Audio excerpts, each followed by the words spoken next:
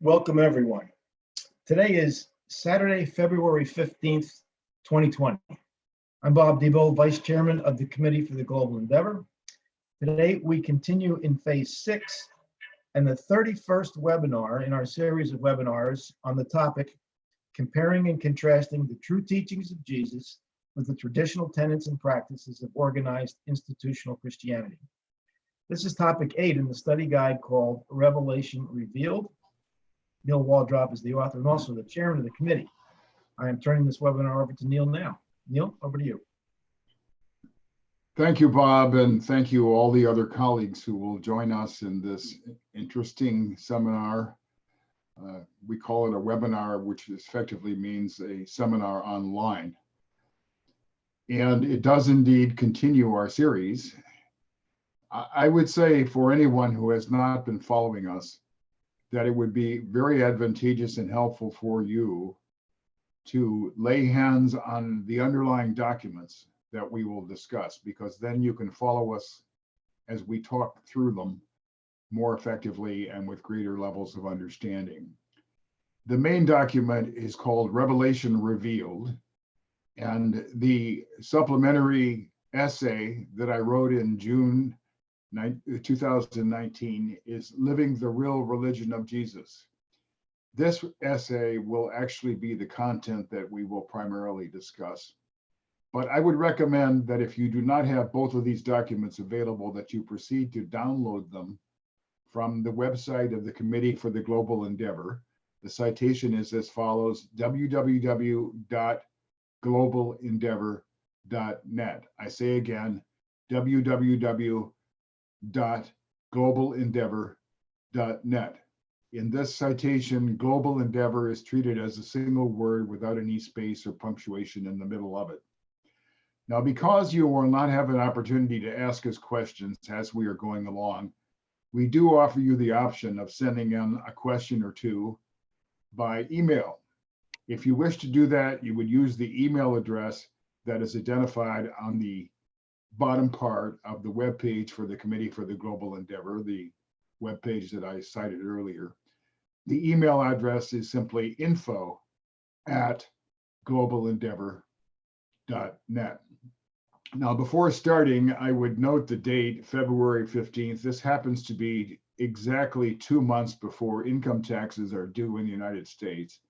And I am sorry to remind you of that, but this was not an arrangement that we had thought of in advance. It was simply because Saturday at this time of the month happened to fall on the 15th of February.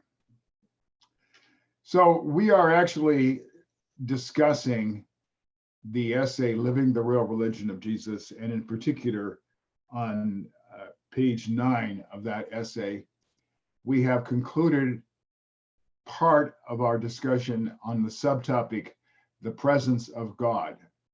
We went through the premises of immanence and transcendence.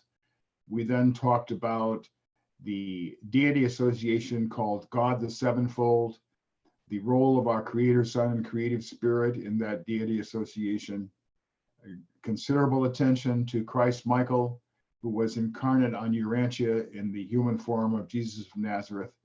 And we are now continuing that discussion of the presence of God by turning to material content that discusses the role of the Supreme Being.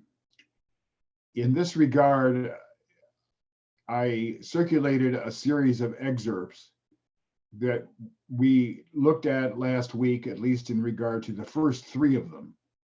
The 4th excerpt on that same page concerns the Supreme Being, and it was the 3rd attachment to the announcement message that I sent out yesterday evening, or actually very early in the morning today, in my time, the Eastern time zone in North America. In any event, I would now like Bob to put this document of 4 excerpts on the screen. We are simply going to read the 4th excerpt. Would you please do that, Bob?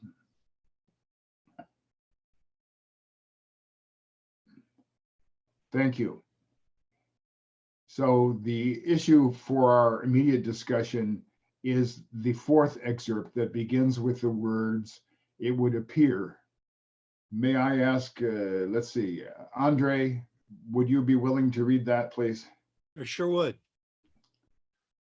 It would appear that in the Supreme Being, all phases of universe activity are being partially reunited by the personality of this experiential deity. When, therefore, we desire to view the Trinity as one God, and if we limit this concept to the present known and organized grand universe, we discover that the evolving Supreme Being is the partial portraiture of the Paradise Trinity.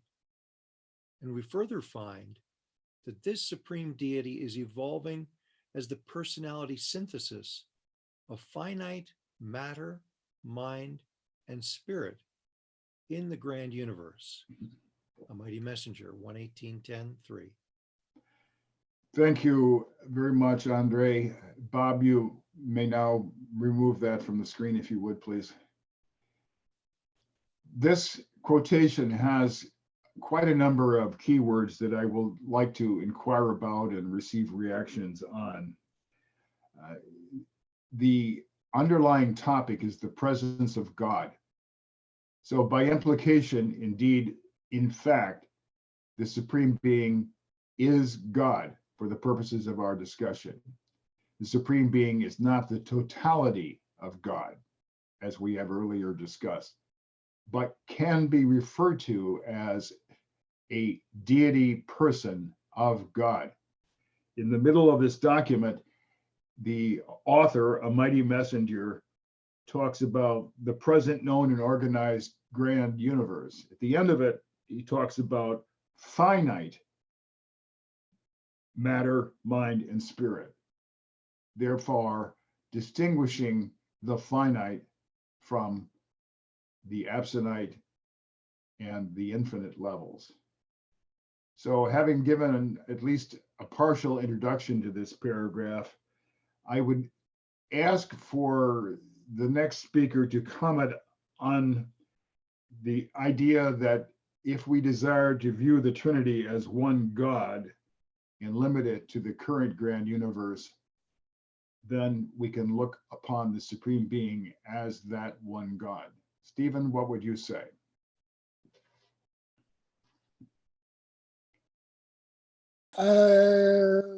Yes, the evolving and the fully evolved Supreme Being is what they say is a partial portraiture of the Paradise Trinity, and in that sense is one God, is, I guess, one reflection of the Trinity as one God. But what interests me is that any experiential deity, even when fully evolved and completed, can only be a partial portraiture of the Trinity in as much as the Trinity is existential. So existential deity can only be partially realized with experiential deity, and that goes for God the ultimate as well. And even God the absolute, it's unclear to me whether God the absolute is in any sense experiential or not. The book seems to say it is and it is not. But any experiential deity can only be a partial portraiture of the Paradise Trinity in as much as God the Father is existential. Thank you, George. Would it also be worthwhile to comment on the fact that the Father, the universal Father, the infinite being who is indeed existential in the words that Stephen has just used, is and will remain the source of the thought adjusters. So the regard for the Supreme Being that we have as a consequence of this depiction by the Mighty Messenger will in no way cancel that. What do you observe as in relation to these considerations? Well, certainly you're right. I mean, when the Supreme is fully evolved, I suppose that might change, but that's so far in the future that I'm not sure we should speculate on it. You know, as far as the grand universe is concerned, you know, it's puzzling how God can be infinite, which is both inconceivable and impossible in the finite universe, and yet he's located at the center of the finite universe.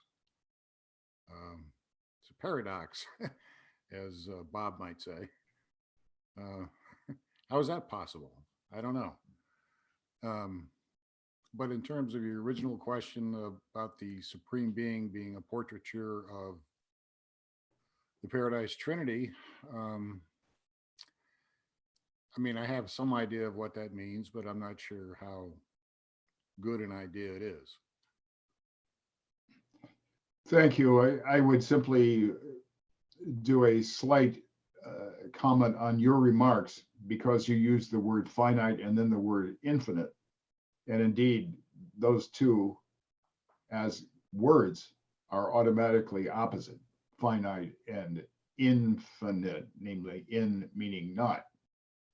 So we do indeed have a paradox. Andre, what would you say about personal affiliation, loyalty, and identification? Are human beings likely, in the extended future even, to conceive the same level of love, affection, and loyalty for the Supreme Being as we commonly feel for the Universal Father? Well, I think we might, but it's just looking at the present state of those who have studied the Supreme Being, which would be confined largely to those that studied the Urantia book in a less, maybe not a less conscious way, but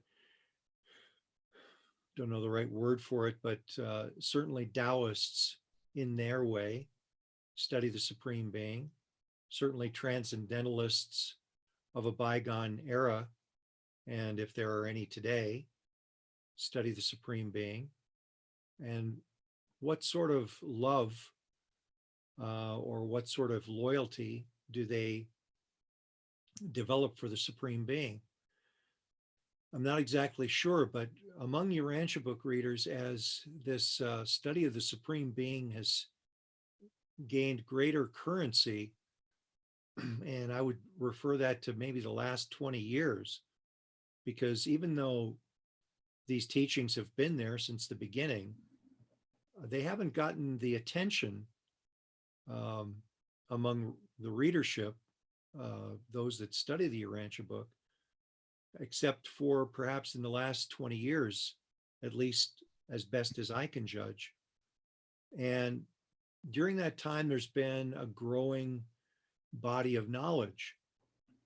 And to the extent that people are aware of the idea of this, of what is stated, I believe it's at the beginning of paper 115, where we are said, our relationship with God is that of sonship. Being is the qualification. All we have to do is be who we are. But with the Supreme Being, it's doing that gives us qualification. Well, as people begin to sense the nature of that duty and the idea that we are contributing to a cosmos that gets better and better as a result of each individual's particular contribution to that extent, we may, as we see our fellows doing that, as the totality gains perhaps a greater mass of humanity, we may begin to get more and more of a sense of not only collegiality, but of loyalty to each other, a sense that we're all in this together. And I can see that evolving. But at the present time, the concept has to gain greater and greater currency. I would not only say that we're at a subcritical mass, we're at a microcritical mass. You remind me of a comment from a friend of mine when I was serving in the Navy. He said that the Marine Corps had an interesting football team. First, they send in the Marines, and then the substitutes they send in are called submarines. Well, we are definitely microcosmic. I agree with you. Bob, I'd like to point you toward the final sentence in the paragraph that states the Supreme Being is evolving as the personality synthesis of finite matter, mind, and spirit in the grand universe. First, we accept that statement, but the statement itself seems to have a paradox to it, because the phrase the personality synthesis is an interesting phrase by itself. And then the end of the sentence talks about finite matter, mind, and spirit. How can the Supreme Being be a personality synthesis of these elements of reality that the revelators describe, I think, persuasively as matter, mind, and spirit? Bob, you're muted. Yeah, 1 second. Well, let me focus on the word synthesis. I've thought about this in the past. A synthesis is the combining of constituent elements of separate material or abstract entities into a single or unified entity, as opposed to analysis. And the separating of any material or abstract entity into its constituent elements is actually the analysis of it. So we're not separating anything, we're synthesizing. So what's the Supreme Being synthesizing? Well, it's all the value creation that the personality interactions make in the grand universe between each other. So as the universe gathers more, creates more humans, I should say, as the grand universe creates more humans, and as the 7 super universes that grow themselves with more inhabited planets, the celestial there's a number of celestial supporters, ministers, as the papers call them, that will have to be created also. And there'll be quite a few personality interactions that will then occur, well nigh infinite. So how does, now is the question, how does the Supreme, or how do I perceive the Supreme doing this? You can answer that if you wish. I was trying to focus you toward the question of a personality synthesis, as opposed to these elements that we consider concrete, namely mind, matter, and spirit. Well, I've said before in multiple webinars that I think it's a personal universe. Personality is the primary reality in the universe. It's one of the 2 things that the Father does not delegate. Everything else is delegated out, which includes his presence with the infinite spirit, with all of the celestial ministers that exist. So as the primary dominant reality in the cosmos, the interaction between personalities, along with, as we talked last week, God the Sevenfold, the descending celestial agents of the Father, I should say of the infinite spirit, creates those spiritual interactions that grow the universe in value. You know, if we even think of a personality that is extincted, that the Ancients of Days doesn't make the final, you know, the personality does not make a final decision to fuse with an adjuster, and has to be extincted by the Ancients of Days. Any value that personality had created, well, the personality will go away. This is a little bit of a paradox. Becomes part of the deity of the Supreme. So those values are never lost. Those things are eternal. We can speculate on the use cases as to how that would actually occur. But I suspect that, whatever value that Lucifer created before he rebelled will not go away from the deity of the Supreme. So it's a personal universe, but I also think it's a personal experiential universe. And Steve did bring this up.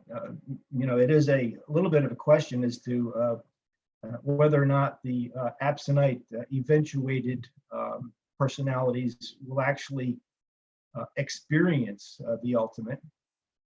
I think that experience will probably be supplemented by the personalities that have gone to that once the grand universe becomes settled in light and life itself. It'll then become the nucleus. Whether the absolute, our sub-infinite penetration of the absolute becomes an experience is also another thing to think about. But the Supreme is the finite summator of all of those value developments, even for those that are extinct. Back over to you, Neil. Thank you, Bob. I appreciate your insights, and you've given us quite a range of ideas to think about. I normally do not correct vocabulary, but in this case, I believe I must, because people watching this may not be fully familiar with the terms used in the Urantia book. You said extincted, and what you really ought to have said was extinguished. And that's the verb that is used in the Urantia book. So the comments that you made were valid. It's simply a matter of vocabulary. Thank you. I would now like to turn to Marvin. And Marvin, Bob has commented in the past that I tend to throw curveballs that he doesn't expect. And I'm going to try that on you. In fact, I'm going to throw you two curveballs at once, if you don't mind. No, I don't mind. I might throw them back at you, but Well, as long as I can duck, because we're a long way away. The first one has to do with the relationship of this statement about the Supreme Being as a personality synthesis of finite matter and spirit to the non-personal aspects of the evolution of the grand universe. Last week, Bob called attention to the sevenfold controllers as a supplement to God the sevenfold, the deity personality.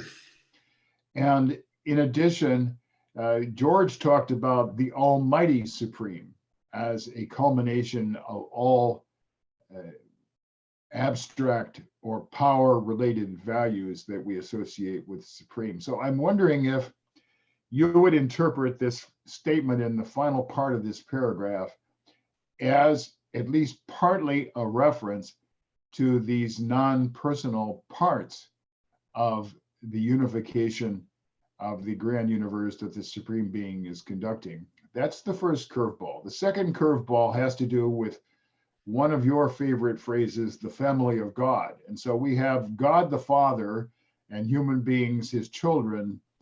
Are we eventually, we or our successors, going to look upon the Supreme Being as our older brother? Over to you. And if you want to reverse the sequence by taking that question first, you're free to, but I want you to make sure to come back to the other one. Thank you.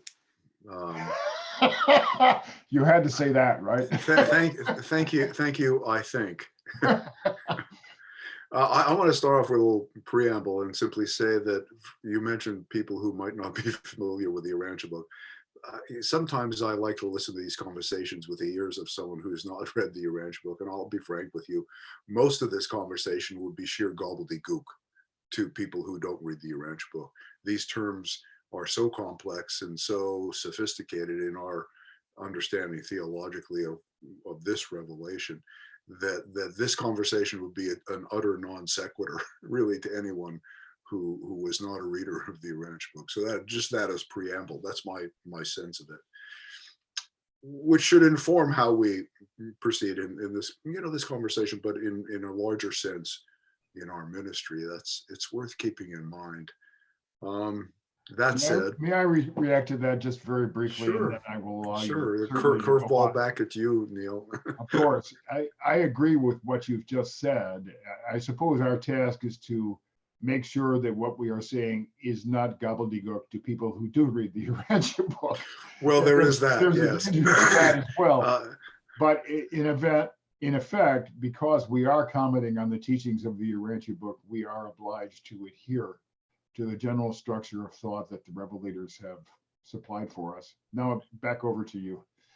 So you know, at the risk of multiple metaphors, I'm going to take a stab at trying to put this down on a level where these questions you're raising and that we're talking about on a level where maybe a non-Urantia book reader might actually derive some understanding of it. And I think that helps us as Urantia book readers as well get a grasp on some of these very arcane constructs. And the metaphor for me is a stage play. So in a stage play, you have the authors of the stage play, right? Let's say it's multiple authors, and they've written a play. They've written out cues as to how the stage should be set up, choreography, et cetera, et cetera, et cetera. Many people author that stage play as it unfolds, right? And there it is, it unfolds. And there are many things happening on that stage. There are material props. There's the physical stage. In other words, there's the material context within which it occurs. There are the ideas that are being expressed in the play's discourse. And on an even higher level, there are the players on the stage who are persons and they have relationship to each other, right? So many things are happening on many levels in that phenomenon of the play unfolding, including the intention of the playwrights in creating the entire thing in their plan of creation, if you will. So that helps me understand this statement we read when they say that the Supreme Being, in my sense, is the unfolding experiential total, the experienced total of the play as it happens, right? And they say that that is a partial portraiture of the Trinity, who are the authors of the play. They're only a partial expression of this existential reality of three original persons of deity, who are really one, they say. So, so that's helpful for me in understanding, making sense out of this statement. The other thing that's helpful, you asked if the Supreme, we might relate to the Supreme as our older brother. My reaction is no. The way to relate to the Supreme is as our mother.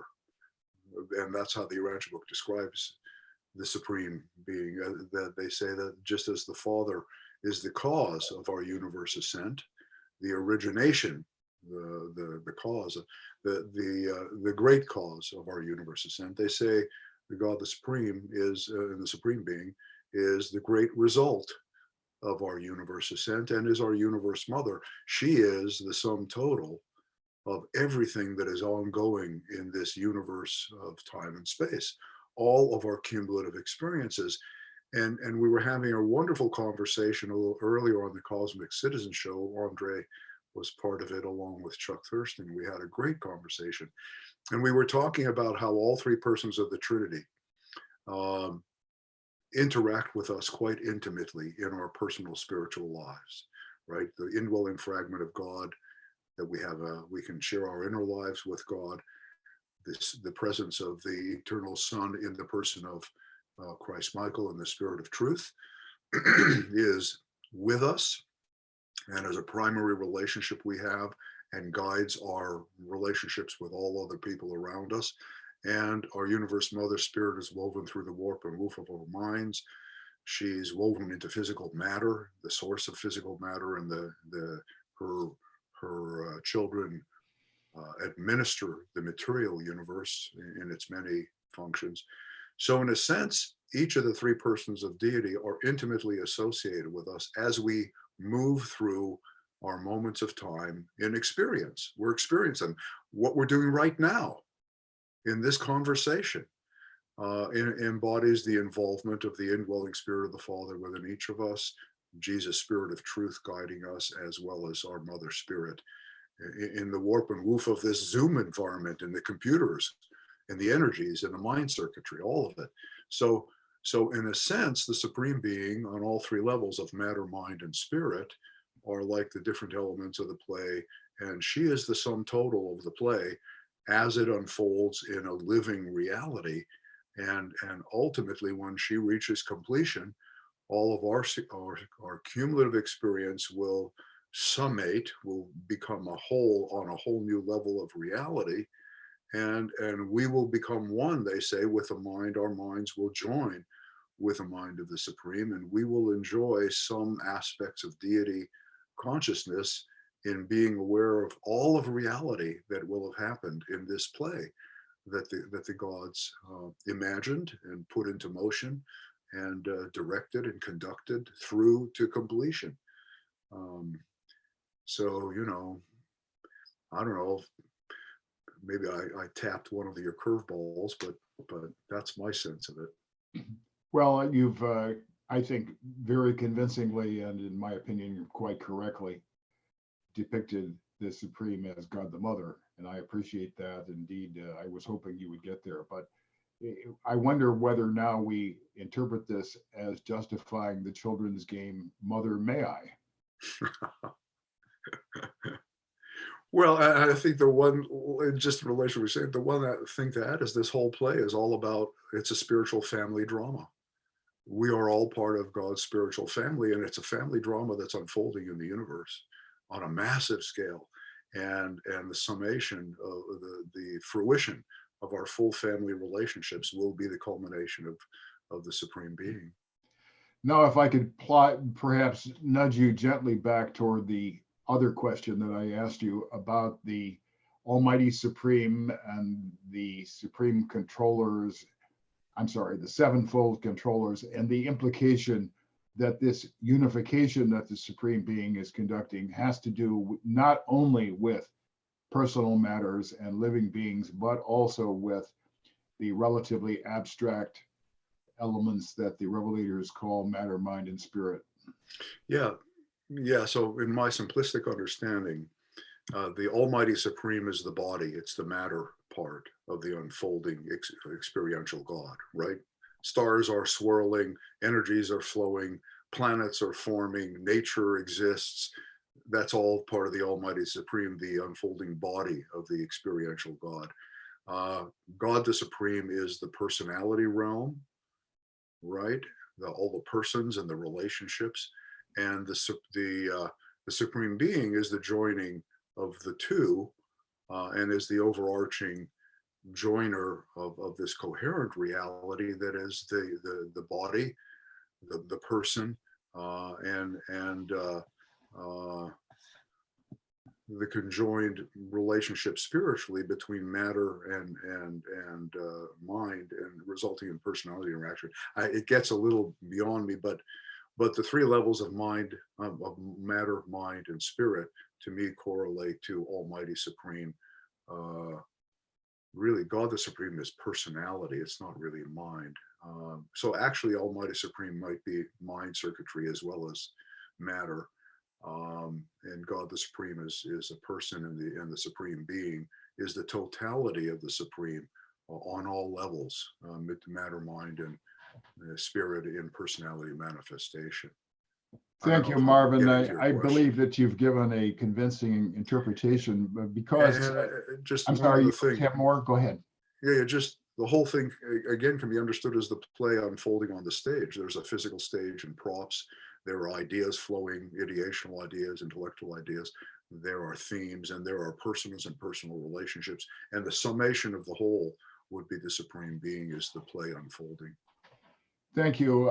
I would now like to double back to George, because the explanation of the Almighty Supreme is largely one that he introduced during our preceding webinar. And even though what Marvin has stated seemed to be a very good portrayal of the net effect, I wonder if George would perhaps comment on this and add any refinements that George, might like to supply. Sure. It's a very difficult concept, has been for me. I've come to think of it in terms of power personality synthesis, meaning as part of his seventh bestowal, or the seven bestowals, excuse me, of Jesus or Michael, were part of his attainment of supremacy, meaning his sovereignty, establishing his spiritual sovereignty over his material universe is one way to think of it. So it's an achievement. In other words, when Michael came here, he didn't have spiritual sovereignty over Nebadon. He created it. The planets were created. The beings in the universe were created, but he didn't have spiritual sovereignty over it. He achieved that on his bestowal here because he finally achieved spiritual sovereignty. Spiritual sovereignty is the eventual destiny of the Supreme Being. So as a member of the Supreme Creators in the grand universe, the Creator Sons are doing this, the Ancients of Days are doing this, and the Master Spirits are doing this. They're all, for lack of a better way of thinking about it, spiritualizing the grand universe, which begins as strictly a material reality. So in thinking about the Almighty Supreme, I think about that phase of the Supreme Being as this phenomenon of power personality synthesis, because by achieving sovereignty over his local universe, Michael contributes to the power personality synthesis of the Supreme. That's how I understand it. Thank you, George. I believe that you have brought us to a very conclusive point of this discussion, that is to say, in regard to that paragraph. But it in turn leads us to the text in the middle of page 9 of my essay, Living the Real Religion of Jesus, beginning with the words in section 3 of the paper. Bob, would you be willing to read that paragraph for us, just the paragraph, and stop before the quotation begins?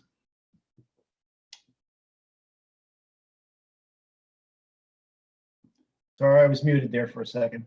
That's fine. It We're in starts the middle with- of page 9 of the document. Absolutely. In section 3 of the paper entitled God the Supreme, that is paper 117, a mighty messenger explains the relationship between the Supreme Being and God the Sevenfold by stating that the sovereignty of the Supreme Being, quote, grows in and out of the acts and achievements of the Supreme Creator personalities.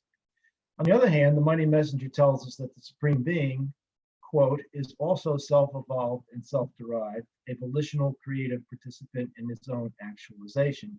And that's from a mighty messenger in paper 117, section 3, paragraph 7. Later in the same paper, in the section entitled The Oversoul of Creation, the author calls attention to philosophic and symbolic implications that are complex and profound. We're going to read that in a minute, but I would like to request comments in regard to the two sources of identity that the revelators have supplied, in this case, passages that were both written by a mighty messenger. On the one hand, the mighty messenger tells us that the Supreme Being is the outcome of work by the God the Sevenfold. And then in the next short segment, he says that the Supreme Being is also a volitional creative participant in his own deity actualization. How do we harmonize those two ideas, Stephen? If the Supreme Being is culminating all of this, but also creating himself, what is this process? How would you describe it? Well, I think that might connote the idea that personality is essentially self-creative, and personality is also essentially coordinative or integrative or associative. And you might say that this description of the Supreme Being as a personal being emphasizes both of those aspects. It's inherently volitional and self-creative, but it is also essentially coordinative and associative with the supreme, I guess supreme creator personalities means creator sons. Would you say that's what that means? Yeah. I think it also includes the Ancients of Days, but I could be mistaken. Okay. So anyway, for me, that's the essence of personality function right there. Okay. Andre, let me put to you, shall we say, a bureaucratic implication of this. If the Supreme is self-evolved and self-derived, a volitional creative participant, does that mean that he could fire off an email message to Michael of Nebadon telling him to get his act together? What a complex question. Well, of course, there would be almost no need for the Ancients of Days to fire off that kind of email.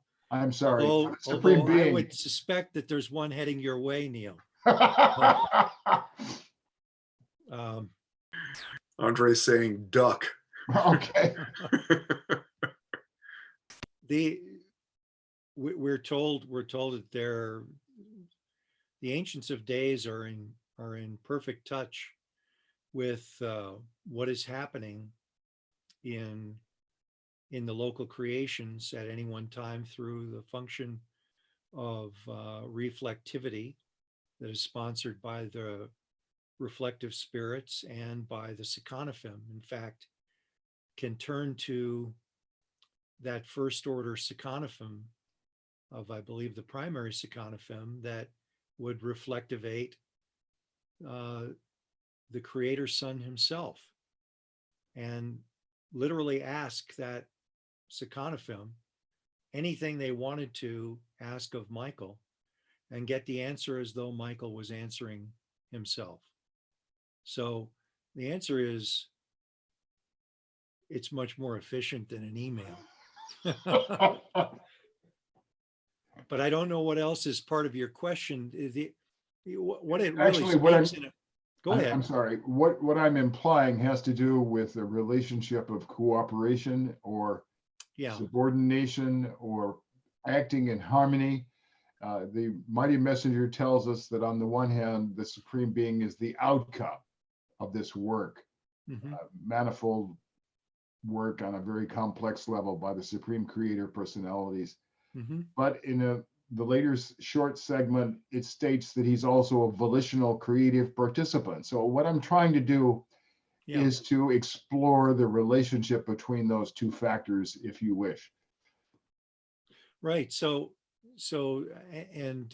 that would have been the next implication, I guess. So we're on the same page. There's clearly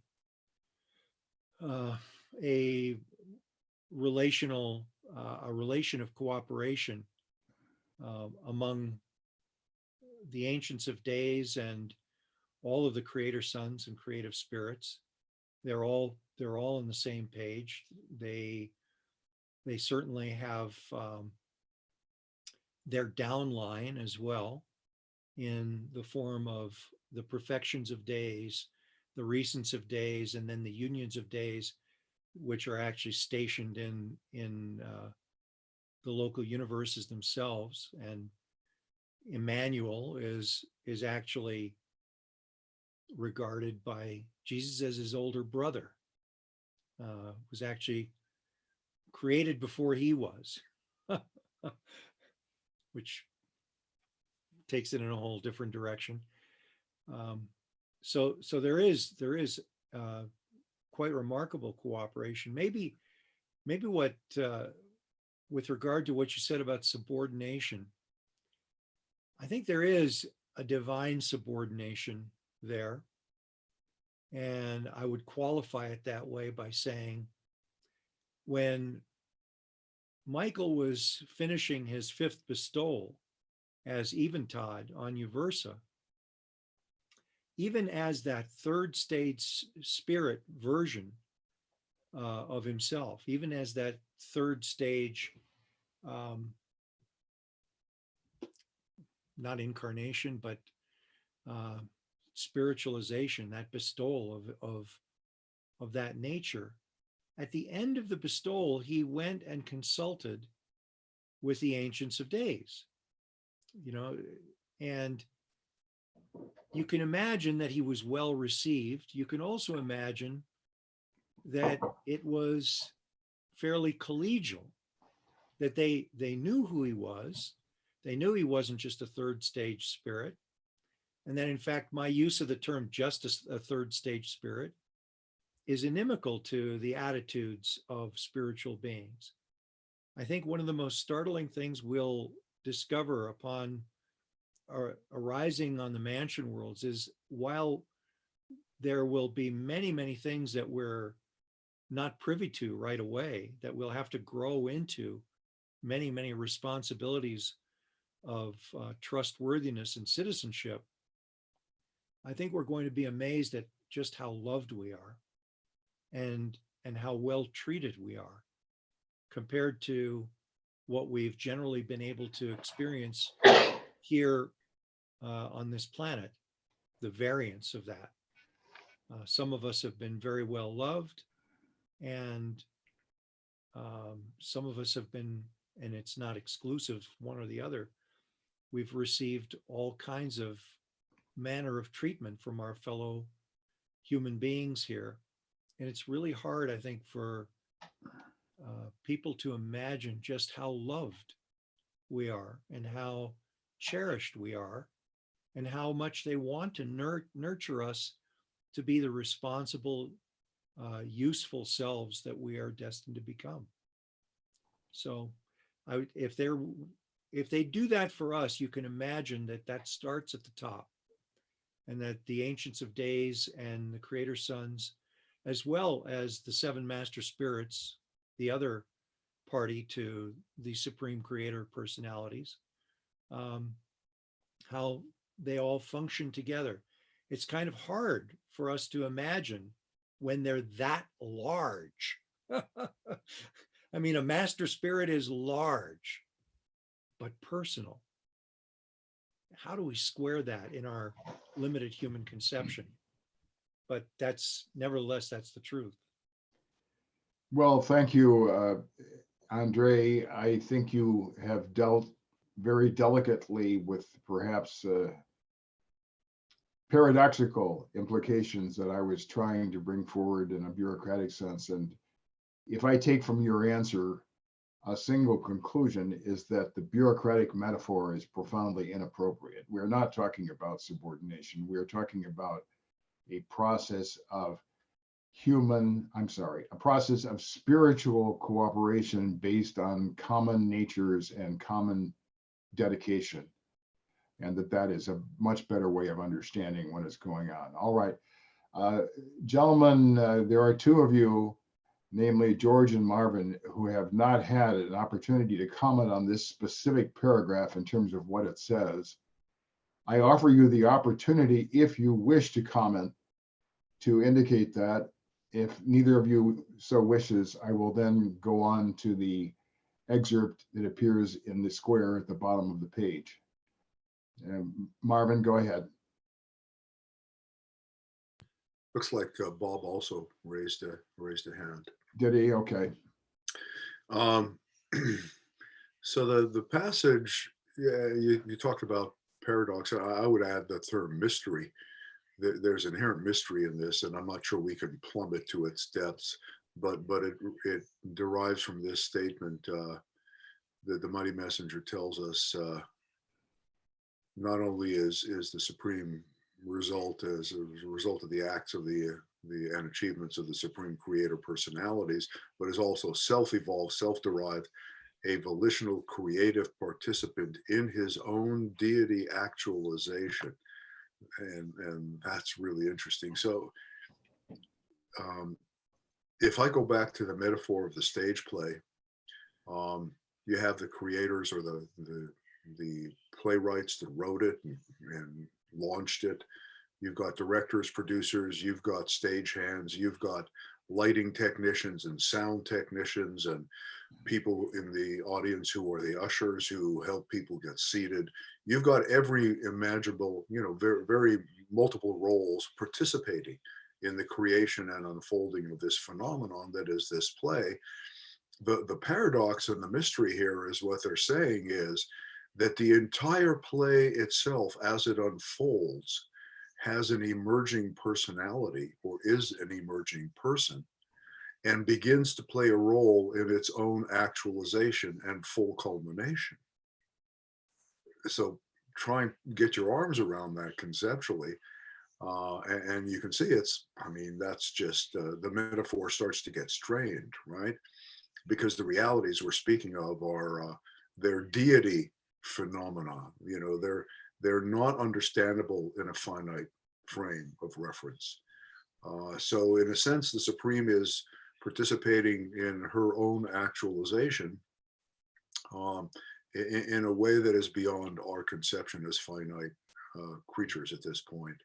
And that we probably won't understand till the culmination of the age of the Supreme when we join. And even then, I imagine large parts of it will remain mystery. Marvin, thank you for that reply, which was indeed profound. I would say as the moderator, my goal when I call on individuals, yourself included, is to have the outcome being more answers than questions. But I usually can rely on you to generate more questions than answers. And in this case, you certainly did. Bob, it's your turn. Yeah, I thought I'd just follow up on Marvin's metaphor and maybe extend it a little bit. I think it's quite useful. Matter of fact, I think in understanding the Supreme God, the Supreme, the Almighty Supreme, and all of what we're talking about, we need to have some metaphors to be able to help us think through and resolve these paradoxes. The sort of play and the bidirectionality of the power personality, all the growth and achievement of the Supreme Creator personalities, which of course includes value that we as an individual personality create in the grand universe ourselves, as well as the creative partner, the Supreme himself, is a bidirectional growth. So if you extend that metaphor of the play, there's been a number of plays, and I've actually attended one, I think it was called Hair or something like that, where the audience is actually a participant in the play. And I think that by extending that metaphor a little bit, Marvin, and pushing it out to the audience, kind of lets us think, well, okay, I'm really participating in this. I'm going to watch the play. I'm going to understand it. I'm going to philosophically develop my thoughts about it. I'm going to gain as many insights. I'm going to listen to the revelation. I'm going to read and listen to the revelation as best I possibly can to get scaffolding insights. But yeah, I will be changed by the play. Yes, and the play will be changed by what the audience does in summation. Now it's somewhat primitive. There's multiple outcomes, and then the audience, I think, votes on the outcomes or something like that. But you can see where this is actually going. So just one other quick thought: the divine counselor, and I want to just push one more metaphor at this, Neil, if I could. In paper 104, the Melchizedek says, I have to go back to the Trinity to take his metaphor. Thus does the paradise trinity stand unique among absolute relationships. There are several existential triunities, but only one existential trinity. And remember that the finite we had spoken earlier is the reflection of the trinity. A triunity is not an entity. It is a functional rather than organic. Its members are partners rather than corporative. The components of the triunities may be entities, but the triunity itself is an association. So the existential trinity, what they've told, what the Melchizedek came up with, I'm sure that's a Melchizedek. Let me make sure. Yes, teaches us that we can look at this, look at the Supreme as a, I'm sorry, the Trinity as a corporation, as the trunk of a tree. And as the branches roll out, there's our triunities. And all of those branches then go down into leaves and etc. And this great tree that's going to be developed, which is just another metaphor of trying to explain where we fit on this tree, is a way to look at it also. So just another thought, we've actually got a metaphor in the papers themselves, and we can extend that whole metaphor quite farther, trying to think of the Trinity and what the Supreme will then do for the Trinity going forward. Over back to you, Neil. Thank you, Bob. I appreciate the additional insight that you've supplied in that metaphor. I would simply comment that in identifying the play Hair, there is a cultural issue that affects several of us, myself included. We might be more acclimatized to a play called Boldness instead of Hair, but you, on the other hand, are an exception to that, and George and Andre as well. I, gentlemen, would like to move on now to the large quotation at the bottom of page 9. George, would you read us that 2-paragraph quotation that begins with the words, "The Great Supreme is the cosmic oversoul," please? Sure. The Great Supreme is the cosmic oversoul of the grand universe. In him, the qualities and quantities of the cosmos do find their deity reflection. His deity nature is the mosaic composite of the total vastness of all creature creator nature throughout the evolving universes. And the Supreme is also actualizing deity, embodying a creative will which embraces an evolving universe purpose. The intellectual, potentially personal selves of the finite emerge from the third source and center and achieve finite time-space deity synthesis in the Supreme. When the creature submits to the will of the creator, he does not submerge or surrender his personality. The individual personality participants in the actualization of the finite God do not lose their volitional selfhood by so functioning. Rather, are such personalities progressively augmented by participation in this great deity adventure. By such union with divinity, man exalts, enriches, spiritualizes, and unifies his evolving self to the very threshold of supremacy. Paper 117, section 5, paragraphs 1 and 2. Thank you, George. I would like to turn to you for some evaluation or commentary on the second paragraph that you have read. It centers on the idea of personality. And I would say by way of introducing the question that I'm going to ask, personality is a gift of the Father. We are told that, although in at least one context, the Revelator states that the infinite spirit can also bestow personality, sometimes on behalf of the Father. But in any event, we start with personality bestowed by the Father. We start with choices and decisions that create a transcript in the Morancha values of the soul. We are told that a human sender eventually fuses with the thought adjuster. This does not imply that personality is lost. And now we have in this paragraph an extremely complex association of the personality of the ascender, of the former human being, with the supreme. And nevertheless, the mighty messenger tells us that we do not lose our personality. How do you track through all of these factors that I've tried to identify?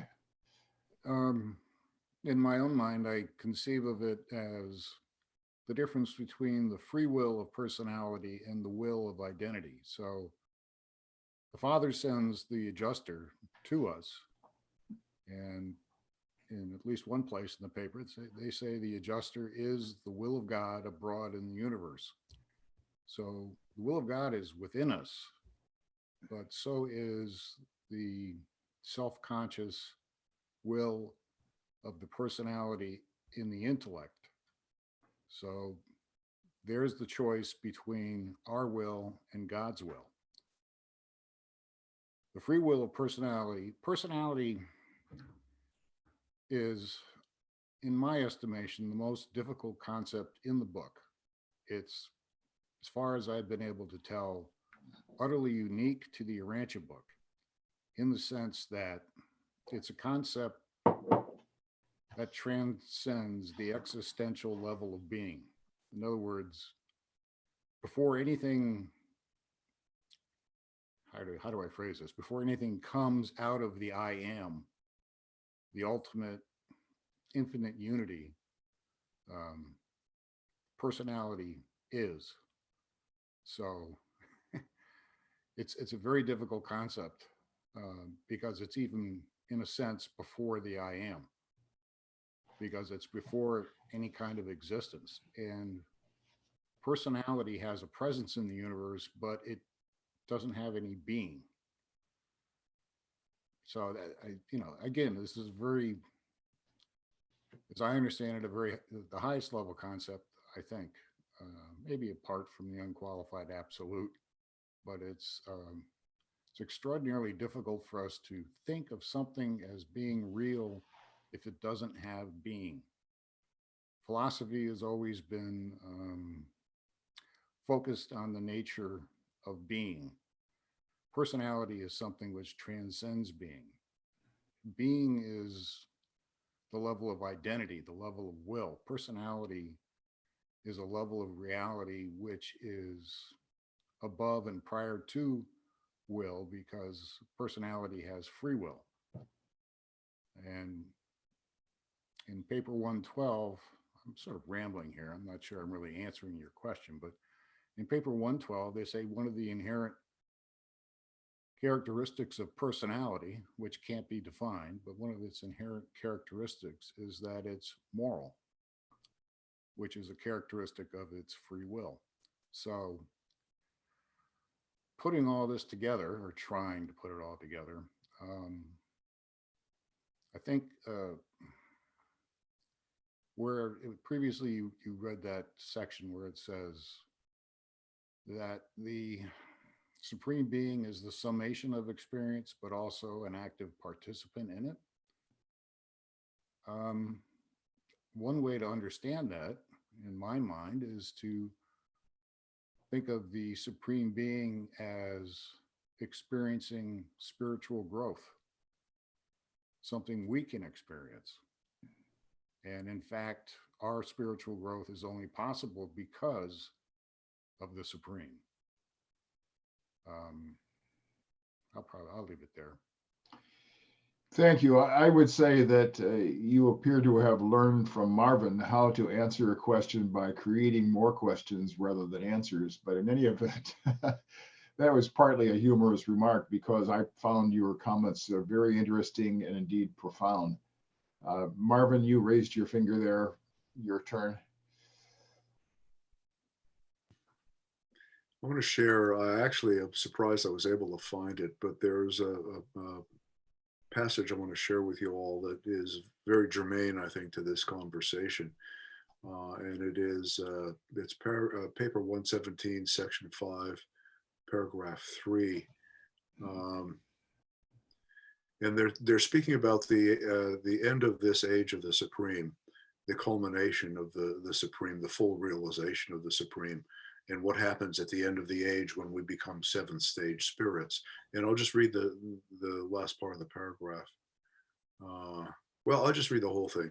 The evolving immortal soul of man, the joint creation of the material mind and the adjuster, ascends as such to paradise, and subsequently, when mustered into the core of the finality, becomes allied in some new way with the spirit gravity circuit of the eternal sun by a technique of experience known as finaliter transcendation. That's preface here. Such finaliters thus become acceptable candidates for experiential recognition as personalities of God the Supreme. And when these mortal intellects, so they're speaking of the minds now, and when these mortal intellects in the unrevealed future assignments of the core of the finality attain the seventh stage of spirit existence, such dual minds will become triune. These two attuned minds, the human and the divine, will become glorified in union with the experiential mind of the then actualized supreme being. So what they're saying here is that at the end of this universe age, there will be a joining of our mind conceptual apparatus with the mind of the Supreme. And that's very consistent with the passage that we just read in your paper, Neil, that as persons, on the personality level, we remain distinct in our own individual persons, right? We don't lose that individuality. As I say, we don't merge as a drop of water merges in the ocean. We retain our distinct persons, but our minds merge with, in some fashion, become one with the mind of the Supreme. So we know and understand everything that the Supreme has experienced, all of the cumulative experience of all ascenders, we will somehow access mindily at that point in time. And before we head out into the age of the ultimate, we will be joined with deity in that additional sense. And so remarkably, it's a stunning idea. We will at one and the same time remain distinct persons and yet merge with the cumulative experience of all other persons in the age of the Supreme, which is it's just like I say, it's stunning. I agree that it's stunning. I would just simply observe that the paragraph you have just read is the paragraph immediately following the excerpt that George read. So your statement that it was hard for you to find this made me laugh a little bit, because it was right after the two paragraphs that George read. In any event, it goes back to the point about personality, survival, and continuity. Although, as you have pointed out very, very clearly, and indeed as the mighty messenger has pointed out, the nature of the human mind will become merged with the mind of supremacy. And this does not detract from personality, but it does involve an association of experience that will then become accessible to us. Is that your conclusion, Stephen, that suddenly, even though the personality has been preserved, we have an extraordinary increase in experience that is accessible to us as a consequence of this relationship with the Supreme? Yes, I do agree with that. That is one a unique part of the character of personality in general.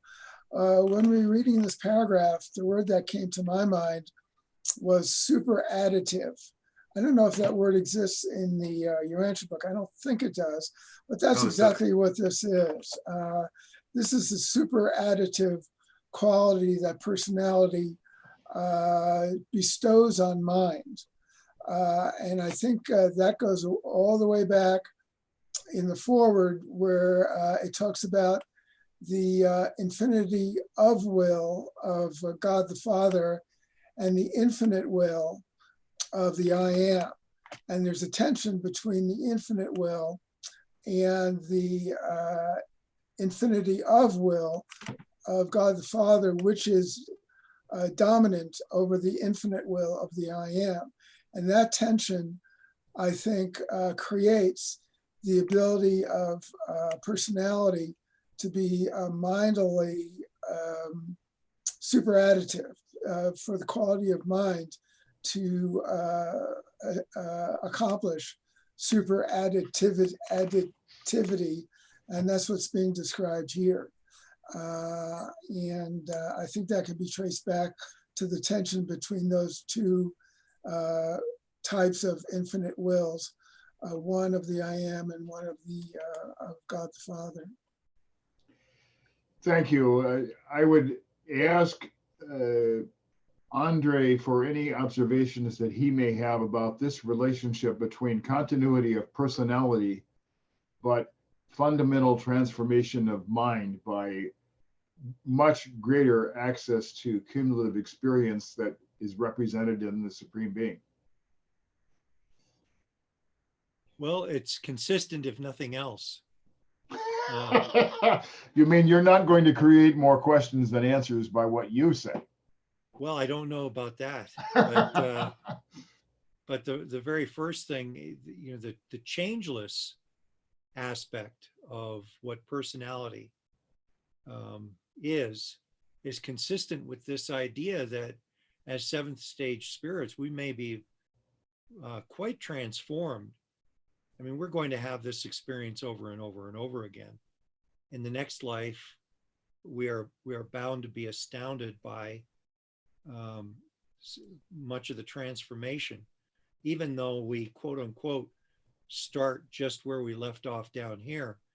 We're starting off with a very different set of parameters, not the least of which is the loss of the material body, which at least one reader affectionately calls the boat anchor. So imagine that as seventh stage spirits having that ability to tap into virtually all experience by being able to tap into the mind of the Supreme. That will surely change the parameters of what we're able to do, but we'll be doing it as ourselves. Somehow, and this is what's very, very difficult to fully conceive. Who will that guy be that is, you know, Neil Waldrop now, or Marvin Gowron now, or George Park, or Stephen Hecht, or Bob Diebold? You know, what will they be doing, you know, with that experience? That's going to be a sight to behold. Thank you. I would simply hop on the final question you asked by recalling what I believe to be the case about our permanent name. I believe one of the revelators states that after fusion with the adjuster bestows upon us a permanent name. So our current names effectively become a matter of history, and we will have a permanent identity after that happens. But I'm still interested in the relationship between continuity of personality, but massive transformation of mind. And I would like to ask Bob to reflect on that. The mighty messenger in the paragraph of the excerpt states that when the creature submits to the will of the creator, he does not submerge or surrender his personality. How is this possible? If you have if you have submitted to the will of the creator, doesn't that imply a surrender of some phase of personality? How do you harmonize this statement? Well, as George said, we've got freedom of personality. I mean, it's we still have freedom of choice, but that freedom, you know, it's like in the prayer. It is not my will, but your will be done. It is my will that your will be done. And if we think of it that way, rather than you know, the other way, your will be done. we still have freedom of will. I'm not sure that completely answers the question, but I did want to follow up to say that this idea of transformation takes the idea of the Akashic records and puts it on steroids, to say the least. The personality of God the Supreme will be the summation of all the personalities in the grand universe, which includes ourselves, of course, should we get past the ancients of days at some point. A first stage spirit, we were talking about the stages of spirit.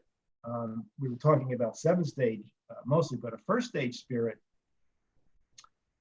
we don't become a first stage spirit until we leave the local universe, amazingly so. So we retain all of the creative mother's downstepping of the cosmic mind, and we then begin to step into cosmic mind. But the final thought that I have about all this, Neil, is that it kind of occurred to me in your question about the permanence of personality not changing. I thought of Michael of Nebadon, took on 7 identities, same personality, and his personality today is a super additive constellation of the 7 bestowals of the individuals of the celestial plus human individual that he subsumed. Knowing that he is the only individual in Nebadon who has reached supremacy makes me think that this idea that we're all talking about now is that Marvin just read, is that when we become when we finally have the ability to be able to tap into this supreme mind at some point, it made me think of the very first sentence in that paragraph that you had at the top there, Neil. The great supreme is the cosmic oversoul of the grand universe. So in some way, all of these value decisions, these spiritual decisions that are of eternal value that will remain with the Supreme, become part of maybe even a soul of the Supreme. And that oversoul is really what they're talking about there, is that it's not only the power of personality, but it's also the mind and all of the experiences that we've all contributed, and all the celestial descenders have contributed to this unified deity, which is now going to go into the master universe and begin to support the growth and eventuation of abstinators. Back.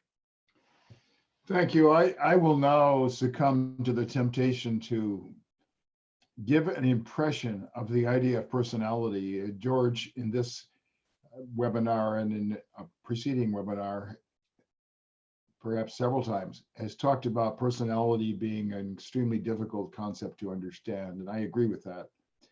Further, he pointed out at least once, maybe more than that, that personality is not identity, but we associate will and choice with personality. I am likewise puzzled. I have to confess that I do not really have a convincing explanation, but the best I can do is to offer the possibility, and I stress this is a possibility, that personality, in the terms that the Revelators describe it in the Urantia book, is a kind of cosmic formula applied to an individual being. And this formula is not an identity, but it is a formula that lasts. Now, what the formula consists of in this hypothesis of mine, I have no way of knowing. But I simply offer that to you as a possibility that really owes more to imagination than evidence. We do not have evidence on this point, but George has pointed out quite correctly it is very difficult for us to understand what the revelators mean by personality, since they also state that personality is not identity. Well, I do not know if anyone wants to react to that, but I see that Marvin has raised his Stephen hand. had his hand up. Stephen was Stephen first. was first. Okay, first to you, Stephen. I just wanted to throw in the word personality is a noun, but that doesn't make personality a thing. I think personality can be better appreciated as a dynamic between various things like soul and body and spirit. So if you try not to think of a personality as an object, but rather a dynamic process that continues through time and even maybe beyond time and space, that would help maybe not clarify things, but maybe expand things a little bit. That personality as a noun grammatically should not throw us off to thinking that it is a thing. So I think if we can think of it as a dynamism or a dynamo somehow, always growing and changing, that might be helpful. Thank you. I welcome these ideas, and I stress once again that my concept was preliminary and hypothetical. We are all free to form our own concept of this very complex idea. Marvin, your turn. You're muted at the moment. All right. You use the word formula, Neil. One of the most cogent paragraphs in the book on personality for me is it speaks of personality as a system or a systemic arrangement of parts. And this is, I'll share it with you all. It's 112.1.19, and it's in the personality survival paper. In aggregations, parts are added. In systems, parts are arranged, and arranged is italicized. Systems are significant because of organization, positional values. In a good system, all factors are in cosmic position. In a bad system, something is either missing or displaced, deranged, which is interesting. In the human system, it is the personality which unifies all activities and in turn imparts the qualities of identity and creativity. Fascinating paragraph. And the only thing I would add is that the systemic arrangement of the relationship between things like body, mind, indwelling fragment, soul, etc., are so uniquely arranged, or in formulaic alignment or systemic arrangement, and so capable of infinite variation of arrangement that no, among endless trillions of persons that God has created, no arrangement, no systemic arrangement of those same factors is identical one to another, which is, you're talking deity realities. So anyways, that's helpful for me in plumbing the mystery as a psychologist, also as plumbing the mystery of the nature of human personality. One other thought I'll share is that I've had some interesting conversations with Mormon, Urantia book readers who are Mormon friends, who grew up in the Mormon tradition and have become Urantia book readers. And they have a concept that our ultimate destiny is to become the gods in other, sort of in their vernacular, local universes, sort of in parallel some fashion to the creator's sons. And there's not that much distance between that theory or that concept and the idea that when we merge with the supreme and move out into the age of the ultimate, we will be not only by virtue of union with a father fragment, but mind union with the supreme, that we will be in some form an amalgamation of deity and mortal nature, and in our administration out in the ultimate, the age of the ultimate, that we will be semi-god-like figures. which is, you know, a little outlandish to think about, but we're talking about the magnitude of the transformation that occurs when our minds merge with the mind of the Supreme. And I can begin to make sense of it when I think of it as almost a semi-deification of some sort. So Marvin, just, I'm sorry, Marvin, that is very imaginative, and I think that has a great deal to think about for all of us. We certainly are dealing with the possible futures of post-finaliter existence. The word finaliter corresponds to the current universe age. And you have pointed to implicit opportunities for us after we have become linked creatively with the Supreme that bear reflection. It is clear, I should not say it is clear, it is plausible to infer that our eventual destinies in the outer universes, in the age of the ultimate, will be qualitatively different from anything we can imagine. And your analogy to the views of the Mormons is not entirely outlandish. I would say it's partly outlandish. yes. But it's very interesting nevertheless. Gentlemen, if anyone else would like to contribute to the discussion at this point, I will recognize you. Bob, yes? Yeah, just one real quick thought that came across when Steve mentioned the process, and Marvin basically reiterated our thought about personality being the unifier. In the very last sentence about what is true worship, and I'll read it because I think this is just an interesting paragraph on how worship occurs. It says, true worship in the last analysis becomes an experience realized on 4 cosmic levels: the intellectual, the morontial, the spiritual, and the personal. The consciousness of mind, soul, and spirit, and their unification in personality. I don't know whether personality does the unifying or personality accepts the unifying. I tend to think that it's both, the same way that the Supreme operates bidirectionally.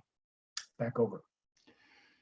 Well, I seem to have a combination of counterparts today who have adopted the method of generating more questions than answers. Every time one of you opens your mouth, there are yet other possibilities, and we are being offered a menu of options and interpretations. Frankly, in saying this, my remark is partly humorous, but I think that you should also take it as partly a congratulation.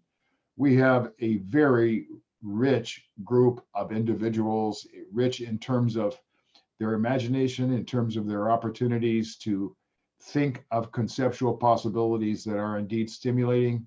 And frankly, I believe that the purpose of the purpose of the fifth epochal revelation includes the goal of stimulating reflection and creativity and imagination. And that is part of what the revelators certainly had in mind. We can hope that we are doing at least as well as we can to justify those hopes of the revelators. With all this in mind, I would now ask all of you to turn to the next page in my essay. Andre had his hand up. I'm sorry, I didn't see you, Andre. Go ahead. That's okay. Just a quick one. 2 things. One is, we talked about the nature of personality, and of course, it's ridiculous for any of us to say to know what personality is. But it is interesting to get some idea in looking at 5, 6, 12. The attribute of choice liberty is also bestowed by the Universal Father, and such persons are likewise embraced in the great circuit of divine love, the personality circuit of the Universal Father. This came up this morning earlier, and it at least suggests something that if personality does not have in its formulaic aspect or its dynamism, which I really like Steve's idea there, because whether you call it a dynamic formula or a formulaic dynamism, it's clear that it has a changeless aspect. which is conducive to the idea of formula, but it's clear that it has a dynamic aspect in that it's in this circuit of love. And if it's not made of love itself, the highest substance known to anyone, then it's at least conducive to allowing love to flow through. So there's that aspect. The other aspect of subordination is an intriguing one. And it's, of course, it's largely a humanly conceived idea that in surrendering will, we somehow could lose power. Well, of course, that's true in many human dynamics. You know, to surrender power to a human that is looking at your choice as being about power, that itself is problematic. You know, we're constantly in power dynamics here. Turn that on its head and say, you know, it's always about power or about love in a human choice. Am I choosing to love, or am I choosing to get power for myself as I conceive of that egoic power? And if a human being is actually making the choice to love, to do the will of the Father, that is, why is that personality circuit called the attribute of choice liberty as something that allows us to be in that personality circuit? It's the choices we make to do the will of God liberate us. And this goes counter. This is, I won't call it paradoxical, although to a human mind it seems to be. But it runs counter to how power dynamics in human thinking go. Ultimately, we become more and more empowered, but in a true sense, by choosing love. And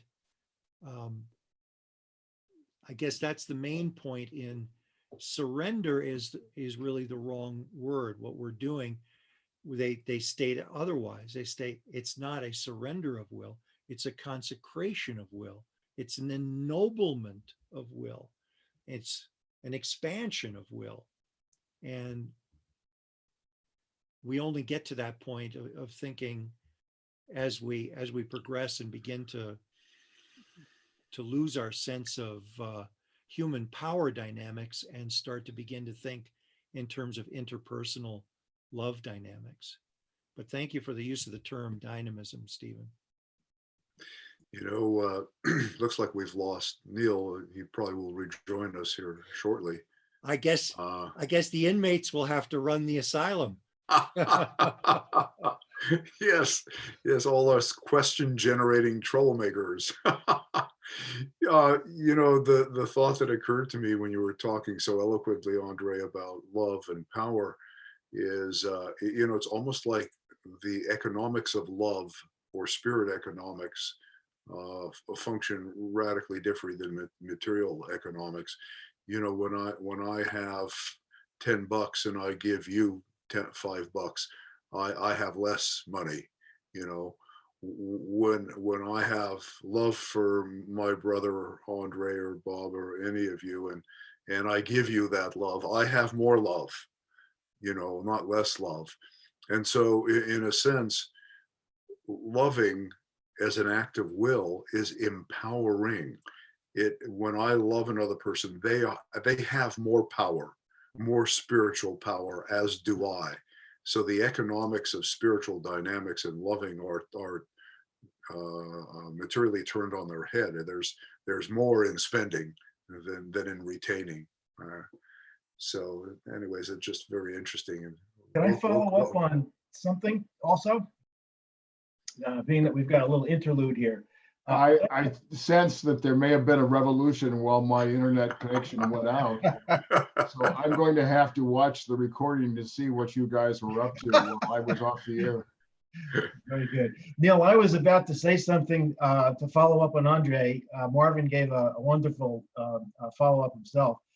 Andre brought up these two words that I've been kind of focused on with this whole theme that we had the last couple of weeks, and I haven't done, the depth of thinking that I should do on this, and that's liberty and freedom.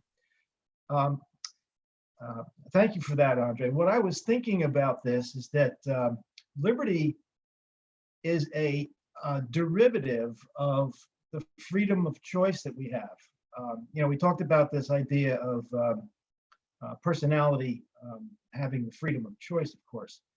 And I see this freedom of choice occurring in the mind arena of choice, in the conscious part of our mind, being the subconscious and superconscious. It's the superconscious, of course, where the thought adjuster operates. And it sort of occurs to me that this idea of liberty, Lucifer the revelators tell us that Lucifer would have had much more liberties if he only gave it, a chance of time, for the same liberties that he was trying to pull in himself. Cosmic insanity when you try to do that. You're violating cosmic law. So that's about all I'm going to say about it right now. But I'm glad that you brought that up, Andre, because I think that those are two important words to really dissect at some point, based on this theme that Neil has out here today. Back over to everybody. Thank you. I would simply risk perhaps looking foolish because I don't have all the background, but nevertheless would like to comment on the linguistic aspects. Freedom and liberty are the same word. They are not different conceptually. Liberty comes from the Latin side of vocabulary in English. Freedom comes from the Germanic side, but they mean the same thing. Now, this does not detract from the possibility that people writing about these matters can use them somewhat differently, but fundamentally we're talking about the same thing. We're talking about the fact that one of these elements comes from a strand of vocabulary that we tend to associate with more intellectual matters, namely the Latin side, as opposed to another side that comes from more ordinary vocabulary, namely the old German vocabulary. But in the end, freedom and liberty are the same concept, merely synonyms that convey it perhaps with slightly different overtones. Does someone wish to add to this at this point? Marvin, go ahead. Just very briefly, the distinction that the revelators often use is that between true liberty and false liberty. Yes. And so Yes. whenever we have that fuller discussion, it would be really interesting to look at all of this. I agree. I would like now, if we could, to turn to page 10 of my essay, Living the Real Religion of Jesus. Marvin, since you're on the screen at the moment, do you have that page available? It begins with the statement up to this point. Yeah. How much would you like me to read? Just the first paragraph, please. Okay. Up to this point, we have mainly interpreted God's presence in terms of its active influence on each individual. In parallel, we should understand that God's presence is also embodied in plans for the progressive growth and development of human society and civilization on inhabited planets such as Urantia, along general lines that a mighty messenger explains in paper 52, Planetary Mortal Epics. Further, epical revelations on an inhabited planet are at least partly intended to facilitate and stimulate these types of growth, as occurred during the original regime of the planetary prince and during the efforts that Adam and Eve carried out before they defaulted. The fifth epical revelation restored and revitalized this standard practice, whereas the bestowals of Melchizedek and Christ Michael were almost entirely devoted to spiritual and religious goals. Thank you. This paragraph is, of course, my analysis. It is not binding on you, but I would like to offer you the opportunity to comment on what I believe to be the two basic theses. The first is stated at the beginning of the paragraph that God's presence is also embodied in plans for the progressive growth and development of human society and civilization. And the second thesis appears later in the paragraph, in which I characterize the process of epical revelation as including these collective elements, distinguishing the first two epical revelations, those associated with the original regime of the planetary prince and with the original regime of Adam and Eve, from those two that followed, namely the epical revelation associated with Melchizedek and the one with Christ Michael, who appeared on Urantia in the human form of Jesus of Nazareth. So my thesis in this, at the end of the paragraph, is that the Urantia book brings it back together. Even though Melchizedek and Jesus, Christ Michael's incarnation, concentrated on spiritual and religious matters predominantly, the fifth epical revelation goes back to the practice whereby epical revelation includes the benefit, the welfare of all humanity in all regards, not just spirituality and religion. So to reiterate, the paragraph has two basic theses. First, that God is interested in the progression of humanity as a whole, not just in the progression of the individual. And secondly, that the fifth epical revelation goes back to the overarching technique of including all elements, not just spirituality and religion. Andre, would you take a look at those thoughts and give us your inspiration? Well, I was just looking at them, and I'm not sure that I have anything very cogent or elaborate to say, but on this right now. But the very first thing that came to mind for this, for me, was the idea of, I think it's in the teacher son age, or past the post bestowal son age, that these races, they say, are absorbed with 1,001 things of interest unknown to you. And it strikes me as we look at various elements of our societal evolution, whether it be material, whether it be spiritual, any number of things, that people of a bygone age could hardly imagine what we're dealing with now. Try to imagine even 50 years ago, somebody really trying to imagine a smartphone. Well, they did. There was the Dick Tracy watch, of course, and now we have smartwatches and that kind of thing. But 100 years prior to that, it may have been completely out of the conception.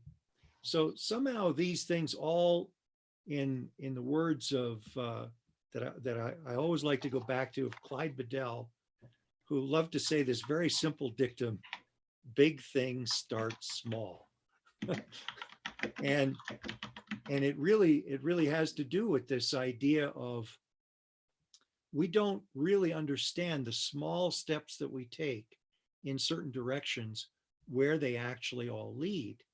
And how can we can't even imagine what people on a flesh and blood inhabited world are doing 100, 200, 300 years from now, or let alone thousands of years from now, and what kinds of things they're absorbed in. They posit all kinds of things. And I'm sorry if I'm all over the map, and am I addressing your question in any respect? I would hesitate to say that you were not, but I do believe that you haven't quite focused on the two elements that I posed to you. I'll try it again. Do you agree that God is interested in the collective welfare of inhabited planets, not just in the individual welfare of persons? Yes. Okay. Does it seem plausible to say, as I am inferring at the end of the paragraph, that the fifth epical revelation returns to the technique Yes. of epical revelation of including all elements of human life, not Yes. just spirituality and religion? Yes. Well, 2 affirmative yeses to that. Thank you for your observations. Now, Marvin has volunteered to be the next speaker. I want to add another dimension to the question you're raising, Neil, which to me is very interesting and actually has just first occurred to me in this conversation. I've never really it hasn't occurred to me before. First of all, I agree with you in your distinction. The first and second revelations were pan-civilizational. They were oriented toward not only spiritual teaching, but the uplift of many institutions in society. And the Urantia revelation addresses itself on similar multiple levels, whereas Melchizedek and Jesus really stayed focused on primarily a spiritual message sharing purpose. But there's another really interesting differentiator. The Planetary Prince and the Adamic mission involved celestial personalities coming down to our world and planning to stay for millennia, right? Jesus and Melchizedek, their missions were very succinct. They were celestial persons that came. They were here for the better part of a human lifetime and left, right? Leaving only evolutionary structures, whereas the first 2 revelations had revelatory impact over millennia. That was the plan, right? And they were intended to stay. They were intended to stay, right? Now here we have the Urantia revelation, which is, in my mind, another emergency revelation, like Melchizedek's. No celestial persons incarnating in association with it, simply a text. And yet it attempts to address, similar to Adam and Eve and the Planetary Prince, address change on many societal levels in very complex institutions of civilization. And I look at our movement, and it certainly in our current state, we are puny and ineffective at accomplishing almost anything but spiritual change in our own lives, much less the broad institutional changes that the Urantia book is pointing to as a revelation. What that says to me is, and this is my extrapolation, that this revelation is meant to orient us toward the next revelation, where we will have once again celestial persons that embody on the planet and reestablish some degree of a civilizational center, a center of civilization that will begin to ripple out change in these many complex institutions at that future point in time. That this revelation is a preparatory revelation to get us ready for that step where once again we'll return to the full model, where we have beings on the planet, a planetary center that will go forward from there and broad civilizational change. Otherwise, it's hard for me to see how that change can flow from this written text alone. Thank you, Marvin. This is a very cogent set of observations from you, and I appreciate it very much. I would simply add slightly to what you have said. First, the postulation that you have made is at least persuasive and plausible. I am not capable, neither are any of our colleagues capable of saying that this is exactly what will happen. But what you have said is plausible. The other point, though, that I would like to focus on out of your remarks is the fact that the fifth epochal revelation is indeed a book. Now, if we look at paper 52, Planetary Mortal Epochs, a paper that I mentioned in the middle of the paragraph, there is no context in paper 52 in which the author of that paper, I believe, yes, a mighty messenger, refers to a book, goes through the entire paper talking about epochs, talking about bestowals and so on. And there is not one single reference to a revelation embodied in the form of a book. Isn't that interesting? Yes, and I think it certainly reinforces your conclusion, one that I share, that this is an emergency revelation. It departs very notably from the general pattern that a mighty messenger has described in paper 52. Well, gentlemen, I'm going to yield to whoever wants to be next. If no one puts his finger up, I will simply call on people. Both of you have come up at the same time. George, I think I saw your hand a nanosecond before I saw Stephen, so you have the preference. Yeah, no, this is a fascinating discussion, and the fact that it comes as a book means it comes as something permanent. In other words, unless people corrupt it or adulterate it or otherwise change it, it's fixed in time. So, I mean, perhaps they anticipated it wouldn't last long, but perhaps it will last for 1,000 years or longer without being corrupted, in which case it would definitely become a worldwide influence in some sense, because any book that lasts for centuries eventually gains the notice of the world in one respect or another. So that's an interesting thing. And it also is completely contrary to what you point out in paper 52, or what they point out in paper 52, which is they always send a person who can adapt, modify the message as required, depending upon circumstances on the ground. Here they've delivered a written text, which is fixed, which we have to adjust to it. It can't adjust to us. So that's all. Thank you. That's very interesting, and a set of remarks on your part that I agree with. I think the permanence of written material is a distinction that influenced Jesus not to write on anything permanent, because he wanted his teachings to be carried forward without undue reverence to his person or to an artifact on which he might have written. But the revelators indeed have presented us a book. They presented us a book written in a particular language at a specific time. And we can infer that perhaps the English language 200 or 300 years ago will be somewhat different. And there may be a need for a translation from English into the new version of English. Who knows? But in any event, we have a paradoxical situation that departs in the many ways that you and Marvin have already identified. Stephen, you're next.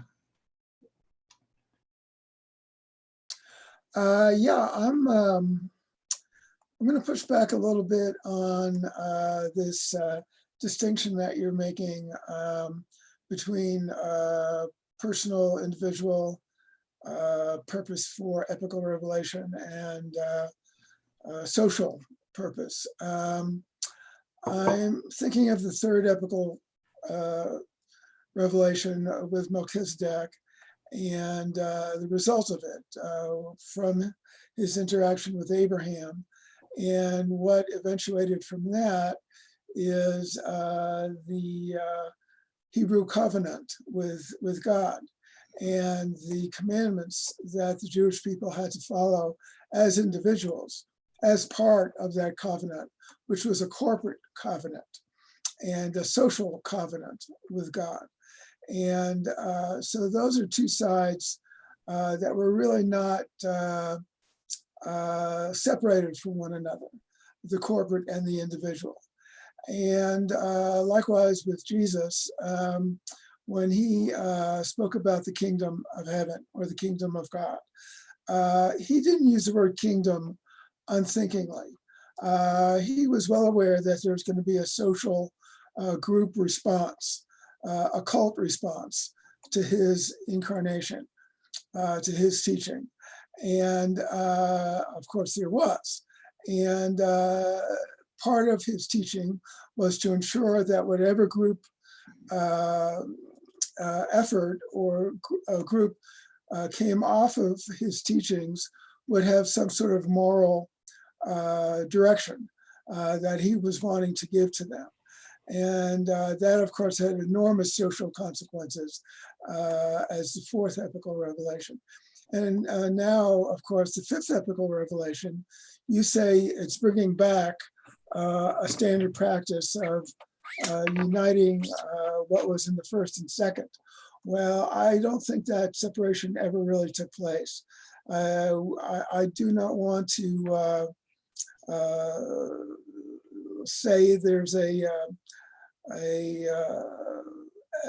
equality between individual and spiritual, or corporate or social and not spiritual. I know you don't really mean that, but I think that's a dangerous separation that I don't think any of the epical revelations really embodied. There was always some sort of integration between the spiritual and the social and the individual and the corporate, just in different combinations. I would like, if I could, to probe what you said first. And in effect, I think that what I have heard from you is agreement that the fifth epical revelation is aimed at the entire realm of human life and experience. Have you agreed to that? Yes. What you are calling into question is the idea that the bestowals of Melchizedek and Jesus did not have that broad orientation.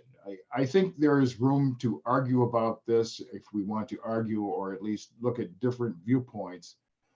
What you seem to be talking about, I think, would fall under the realm of long-range consequences that happened after Melchizedek left, after Jesus left. In other words, the reactions of individuals and groups.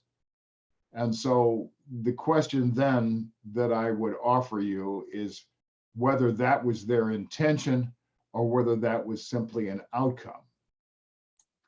I would say, being who they were quite well aware that there were going to be major social consequences of their epical activities. And it would have been thoughtless of them not to prepare their disciples in some way to work out from the very beginning, from the not only in the long range, but in the short range, work out the social consequences of their spiritual teachings. There had to be consequences, and they had to start immediately. And the better they started, the better they got started, the more effectively they got instituted and integrated in the local society, the better chance it would have of having a long range and a positive long range influence. So they had to be fully aware of the social, immediate social consequences of their epical visitation. All right, I have perhaps one more question that may try your patience. The question of the social consequences is one on which I think you have made a plausible case. But for example, in the Urantia book, the various groups of Master Seraphim have specific focuses. For example, marriage and family life. For example, health, for example, education. And it seems to me also, if my recollection serves, that the regime of the planetary prince had a variety of groups of beings who were focused on distinct elements of civilization. I believe from you nodding as I was speaking, that you do not attribute arrangements of these types to Melchizedek or to Jesus.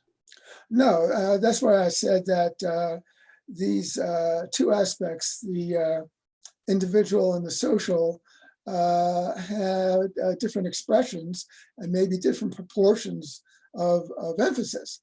But that doesn't mean that, Revelation number 2 was social in nature, and Revelation number 3 was individual and spiritual in nature. I think this kind of a false dichotomy, but I will admit that epical revelations have emphases, and those emphases can shift, and the mechanics of the revelation can shift, how they're instituted.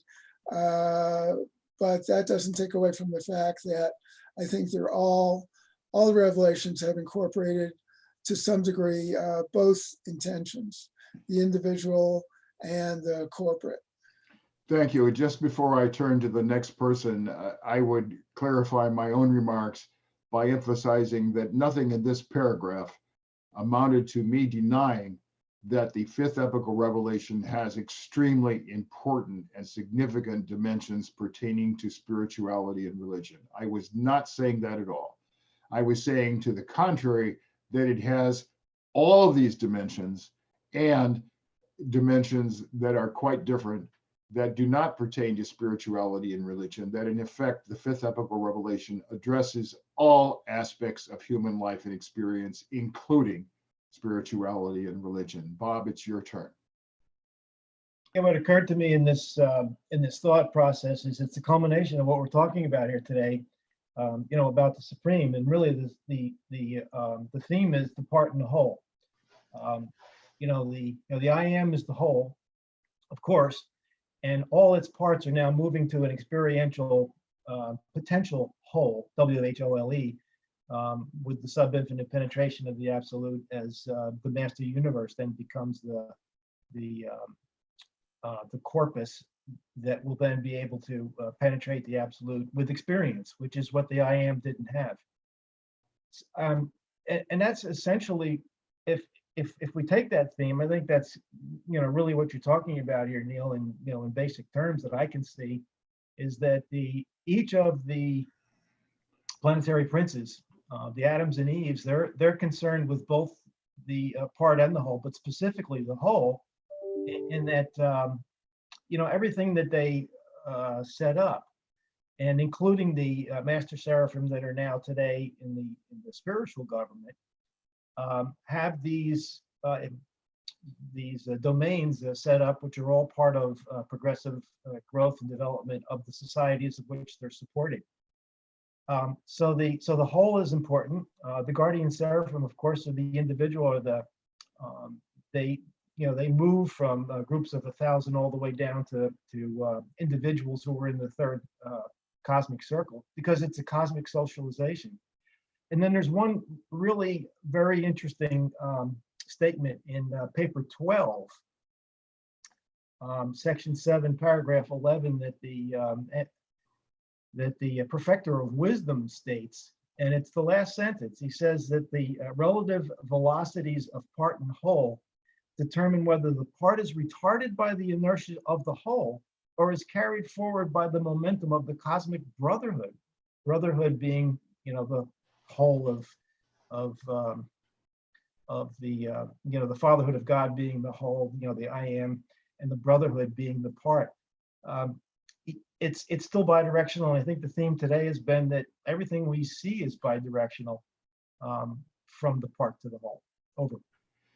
Thank you. I agree with the generality of your line of thought. I think you've made many persuasive points. I would ask now if one or more of our colleagues might be willing to associate this paragraph and the ideas with our previous discussion about God the Supreme and the Supreme Being and the evolutionary culmination of all finite experience, entailing the progression of matter, mind, and spirit. Does this idea, or I should say these ideas presented in this paragraph, harmonize with the earlier discussion we had about the role of the Supreme as unifying and culminating finite experience, specifically now in regard to our planet Urantia? Marvin, I see you stroking your chin there. I'm not sure that means you're ready to talk, but I'm going to pretend that it does.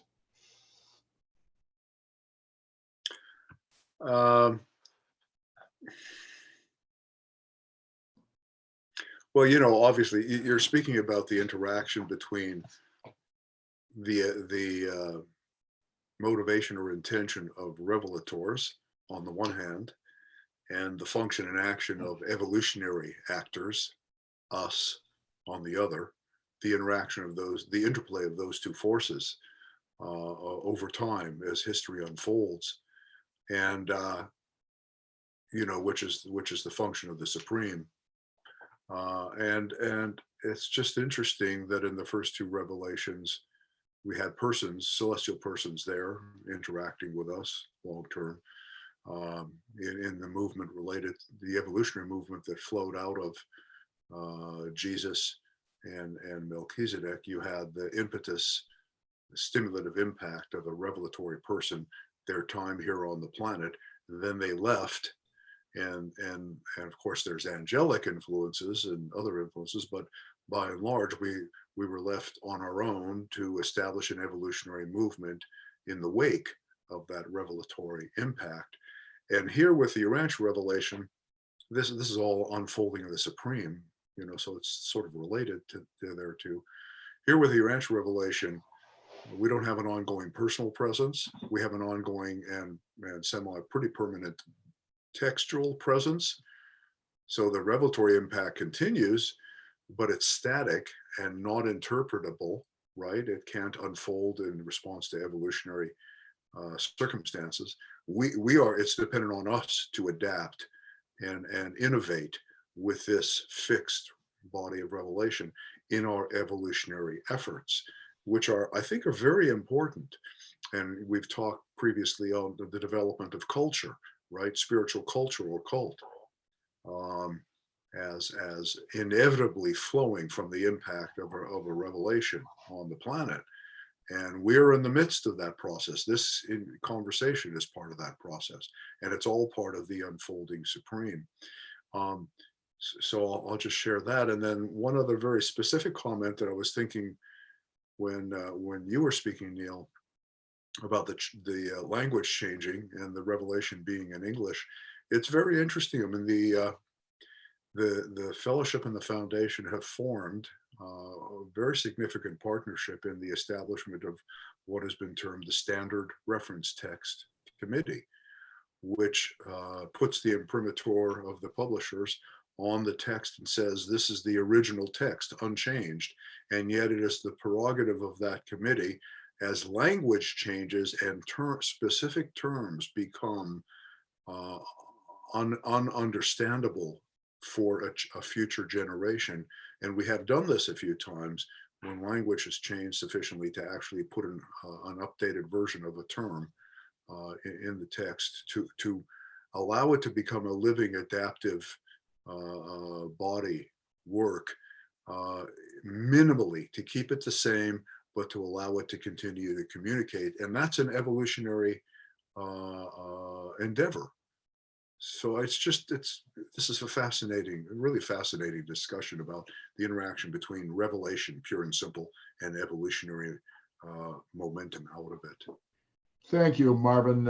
We will perhaps diverge slightly, you and I, into linguistic matters, because I'm intrigued by your comment about the evolution of the English language and understanding.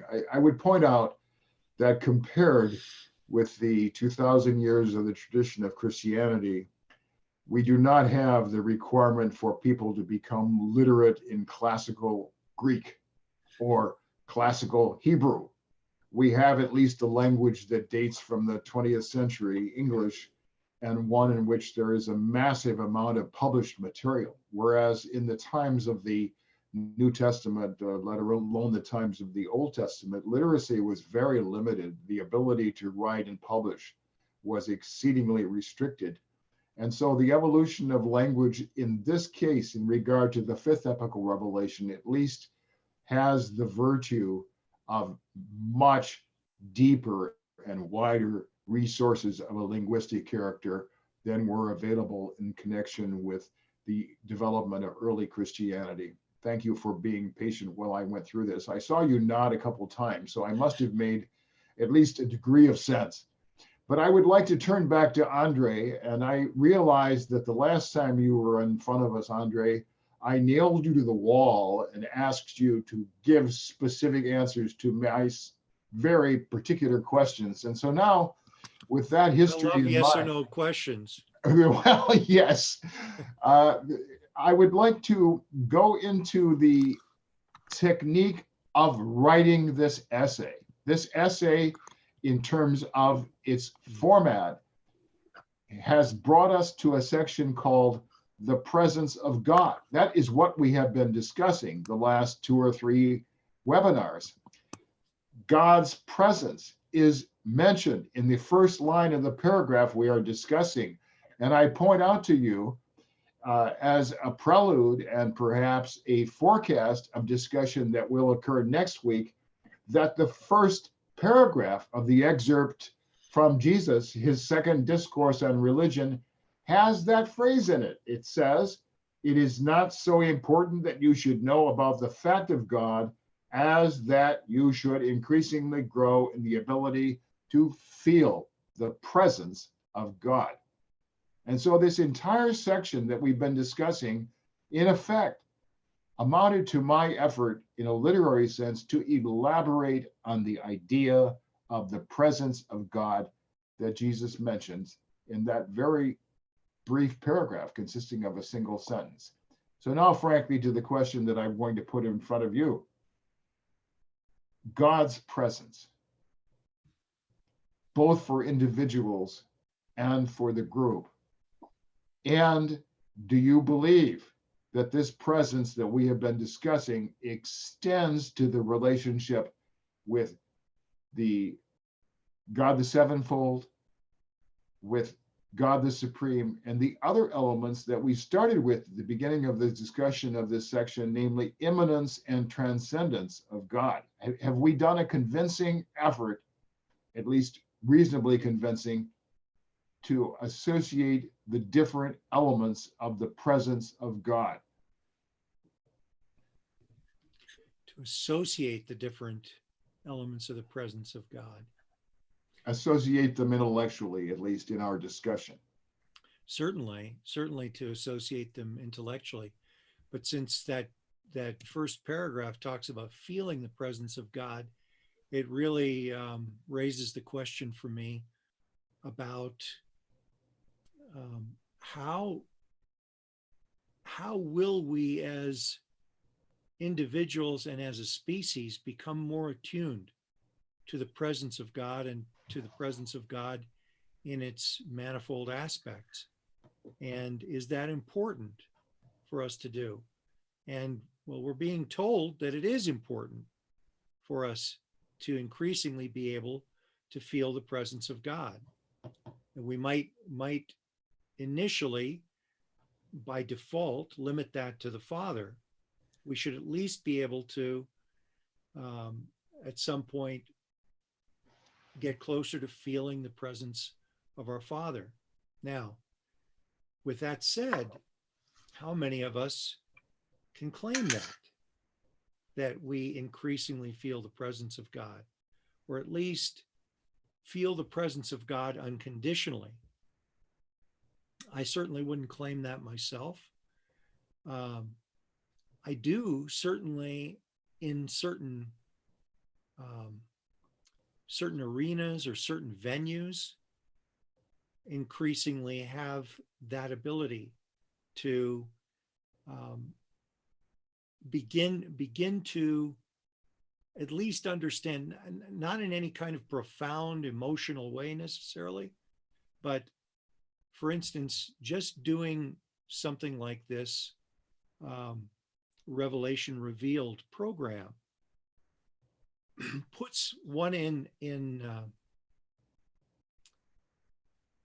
the space of realizing a number of different things. Number one, the privilege that we have to have this revelation, the privilege to have been exposed to this long before its worldwide mission, according to some. It's had its effect on me. If its worldwide mission was to have its effect on me, it's had that effect, and I suspect it's had that effect on all of you as well. At least that's what I surmise and what I can see. And so, to me, part of feeling the presence of God is this element of having different ways of doing that, in the same way that I ought to have a wide and varied palate when I go to enjoy some great cuisine, or that I ought to have a wide and varied palate when I understand good music or good art, or at least have some sense of being able to increase my acuity that way.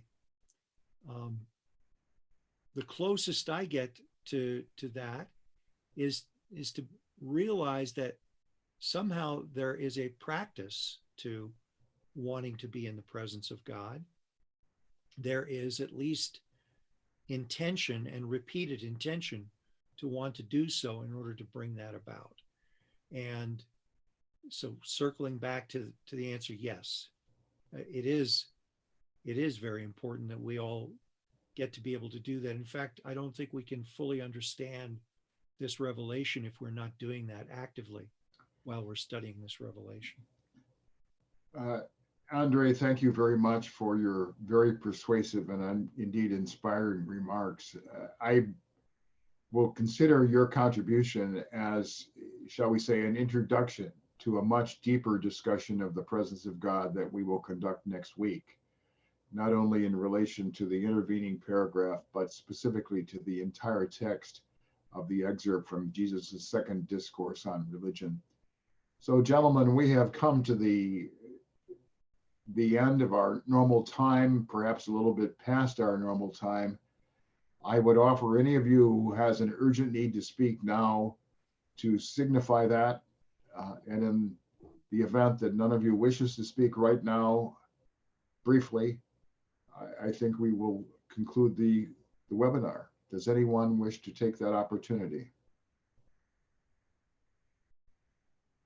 I see none, and therefore I thank all of you for an extremely interesting discussion that we've had today, in the expectation that it will be extremely interesting yet again next week. Thank you very much, gentlemen. I just want to thank you, Neil. I want to thank you, Neil, especially for conceiving of this forum, and you and Bob for working so hard to put this forum together. It's very much appreciated. It's an outstanding context for these kinds of conversations.